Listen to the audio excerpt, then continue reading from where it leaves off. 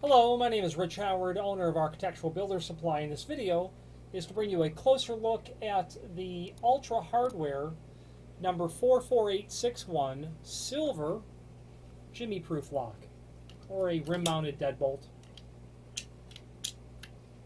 Okay.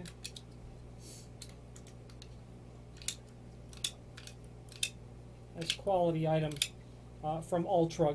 Given the price point, it's a nice quality item, no doubt. It's difficult to go wrong with the cost, and it is a classic design of the surface-mounted sort of deadbolt that was invented in the 1930s. Okay, completely non-handed, can be turned over. This is what's called a single cylinder because it has a thumb turn on the inside, and this, of course, is the inside. Let's continue our tour of the item itself. So you got your lock body. You know what, let's do some dimensions as we go along with this material as well. Overall width, about 4 7/16. Okay, also get the depth or the thickness of the body. About 1 inch and 11/16. Move on. With this lock, you're going to get two strikes. You're going to get the flat strike, as seen here. About 3" by 15/16 projection, about 1 1/8". You're going to get the angle strike as well, and we're going to go over both of those when we talk about the installation aspect. Overall height of the angle, 3". Width, about 1.5". Depth, about 1 inch. Overall, about 2.5. Projection of the bolts only about 1 inch. This is a single cylinder. You'll have a thumb turn on the inside, but you'll certainly have a key on the outside. And this is what is called a Yale Y1 keyway. Okay, typical Yale look-alike key blank. Reasonably operating, reasonable quality rim cylinder.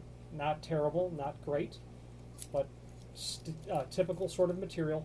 Die-cast sort of construction. Brass is higher quality construction material than die-cast is, but this is fine. 2 keys. With that, you're going to get your cylinder collar. Okay. You'll get your retaining plate for the inside installation. And then, of course, your screw package. Screws for the body, screws for the strikes, screws to hold the rim cylinder. I was looking for those. They're already attached to the back of the rim cylinder. Okay, those go through your plate like this when you get it attached. There is a link below this video to the installation instructions, and let's go over that now. First of all, you're going to have a template on the one side of the unit. Right-hand door or left-hand door. Set this line even with the edge of the door. That's crucial. So you will be able to use the flat strike on a outswing door. I've done that with success. You can apply this to the stop itself. And then your lock body, of course, would fit like this. So in this instance, the door swings out and towards me. Okay. You could also use it for an in-swing as well, provided you've got margin to get everything installed. The angle strike, however, is just for an in-swing, and that's where you're going to mortise out a much greater amount of the frame and install this larger strike. The nice thing, however, about using the larger strike, by putting the work into it, it will have, well, it's not, they don't really come with it. They do not come with it. But I would usually, when I get that installed, it would look like this from the end of the jamb, and I would run 2 real long screws into my stud so that this was much more secure than otherwise. That would be an advantage of this. This screw package includes 4 long screws, but those are certainly for the body itself. So if you're going to use this, you might want to think about longer screws so that you can hit the studs behind. So the template calls out your application, and you know the truth of the matter is when you get that marked, that template on the door, I would determine my vertical height, and obviously my hand. I would get that on the edge of the door, that dashed line. I would then mark my 4 holes for the screws, and I would take a center punch and I would mark all those, and then I would pre-drill them. So the template is there. If you're going to be installing this on an outswing door, and I've done that in the past, the template's not going to work. You're going to have to get the strike attached to the frame where you want it. You're then going to have to get the body attached onto the face of the door and then mark that based on where it's going to line up. Okay, so you'll need to eyeball that, so to speak, so that it works properly for you. So, caution, do not unscrew the small retaining screws at the rear of the cylinder.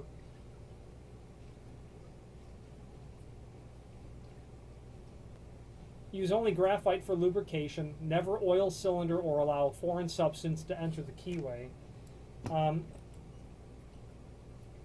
It almost seems like they're saying not to remove these. You will have to take those out. But they're specifically saying don't play with anything that holds this tailpiece in. Don't touch it. Just leave it alone. As goes for back here. There's nothing in here that is field serviceable, so don't remove anything. Use only graphite for lubrication down the road when it comes to pass. Instructions, step 1. Apply the proper template to the inside of the door and follow instructions given on the template. We've covered that.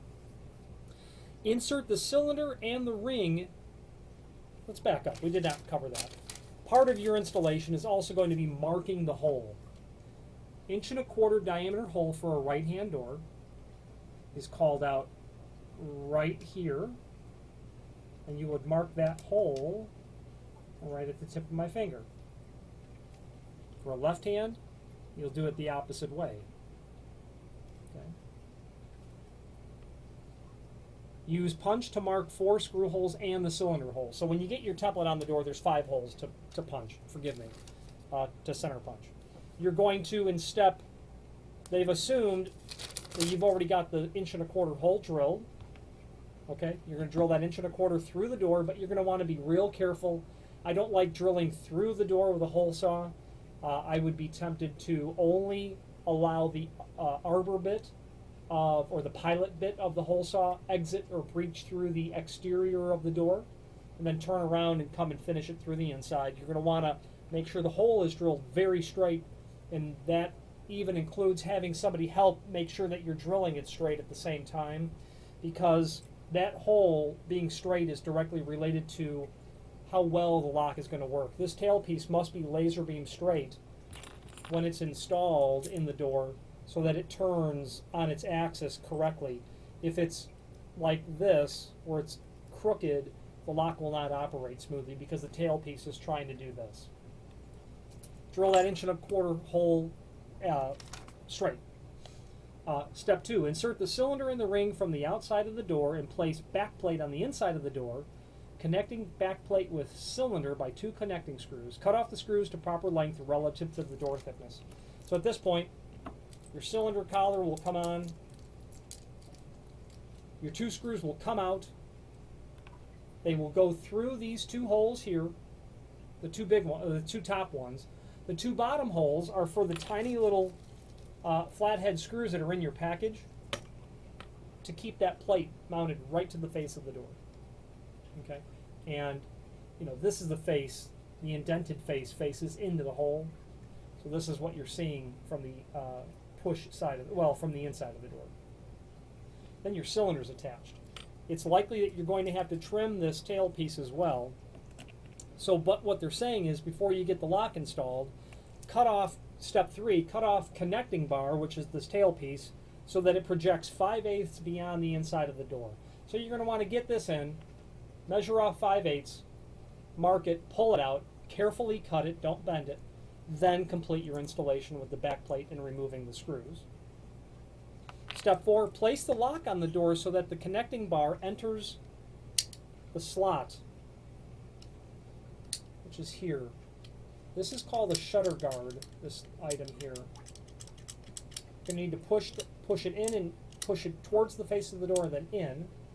Then you'll be able to get your tailpiece to the inside of the lock. Okay. That shutter guard is there for the express purpose of, should somebody rip the cylinder off the outside of the door, they're prevented from being able to just get in with a screwdriver. That shutter guard is what prevents that. Okay. Only operable from the inside.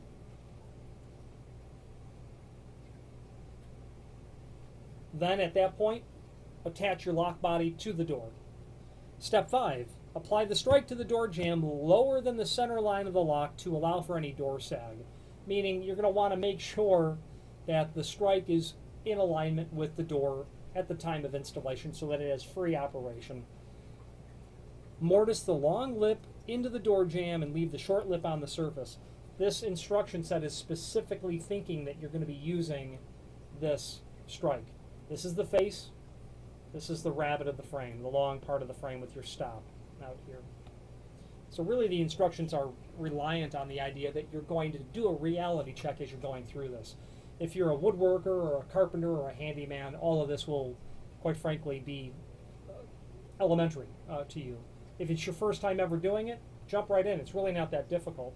The only thing that will take time after you overcome the, like I said, if you go with the longer screws that aren't included from the manufacturer, that'd be a better way, because the concept is that you'll be able to hit a stud that would be behind there. That's the concept. Short little screws. And pre-drill everything. You don't want to split your frame after you've taken all the time to get everything chiseled out really nice. Now Ultra has this lock available in the much more common or traditional brass sort of color. That would be the 44860 part number. Same lock, just in the typical brass. They can also do the same lock in brass or the bronze color in the Siegel SE1 keyway. That's a real common keyway for these locks. Okay.